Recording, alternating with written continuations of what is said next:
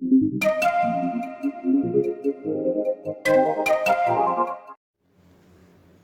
Honorable Member who has just spoken has dealt with certain wider questions which appear to me to go beyond the scope of the present bill, which is a short bill before the House will remember that when this commission was appointed, they were entrusted with two tasks.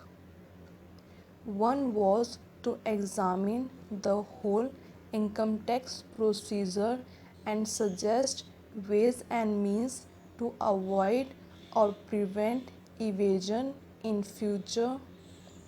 Secondly, they were to examine specific cases which were referred to them. What the Honorable Member has been saying really refers to the first part, that is the wider question. As has been stated, I believe in the statement of objects and reason we have received from the Income Tax Investigation Commission recommendations on this wider issue, and they will no doubt come up before the House in the form of measure, and the House will then have full opportunities of considering them, adding to them, or altering them so that we might evolve a proper procedure. The sole question before the House now is what to do with the inquiry part of the Commission's work with regard to certain cases that were referred to them. Now, I would beg the House to remember that this is not a roving inquiry. This inquiry has been confined to a certain number of specific cases, referred to them up to a certain date. No further cases can come up before them.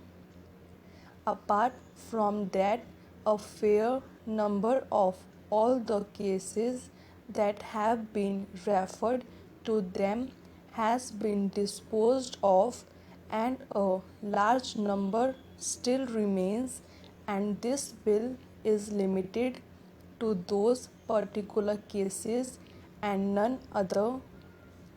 It does not affect the larger issue, and obviously the larger issue cannot be considered in the form of amendments to this particular bill, which is meant to give an opportunity to the Commission of Inquiry to complete its task in those specific cases which have been entrusted to it. This matter would normally, of course, have been dealt with my honorable colleague, the Finance Minister. Unfortunately, he is not there, but I should like to inform the House that next only to the Finance Minister, I have taken a great deal of interest in the work of this commission, more perhaps than any other of my colleagues. Of course, the Finance Minister will be better able to deal with it. I have also been fairly closely connected with the matter in the sense that I have attached great importance to this work, and I have occasionally had talks with the members of the commission to find out how they are getting on. May I say that the criticism that has been made, I think yesterday, by an honorable member about the rather sorry result of their labors appears to me totally unjustified. I feel their labors have resulted in very substantial and very good results. They have labored under great difficulties, and in spite of that, they have proceeded calmly and steadily with their work in the highest judicial traditions, and the House will remember that the chairman of this commission is one of our most eminent and respected judges of India. We attached great importance to the fact that a commission of this kind must have men of the highest ability and integrity, and we were fortunate in finding such a man in Mr. Vardhachari.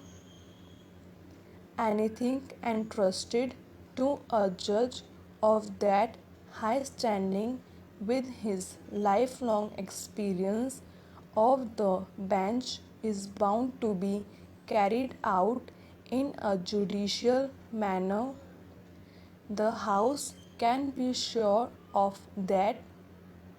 In fact, possibly, if delays have occurred as they have, partly they are due to the fact that the Commission and the Chairman are anxious to preserve every type of judicial procedure and not to do anything which might even give any suspicion of hurrying through and not giving that opportunity which should be given. If the House could see the decisions that they have given, they are tremendously long, 70, 80 or 100 pages. They have carefully gone through every opportunity and have come to certain decisions. Most of these decisions also, I would like the House to remember, are ultimately by consent. Now, the difficulty in dealing with such matters through, let us say, the income tax department, which is the normal way of dealing with them, has been that they cannot deal with them both judicially and at the same time informally. They have to be formal, their rules govern them, and the people concerned do not like that particular process. They do not welcome it. They do not go there easily unless they are compelled by law to go there. They do come, at least relatively, with this reluctance to this inquiry commission, because the inquiry commission can deal with them informally, can come to deal with them informally, can come to terms with them, almost any terms that they consider just and proper, which the income tax department cannot easily do always in this manner.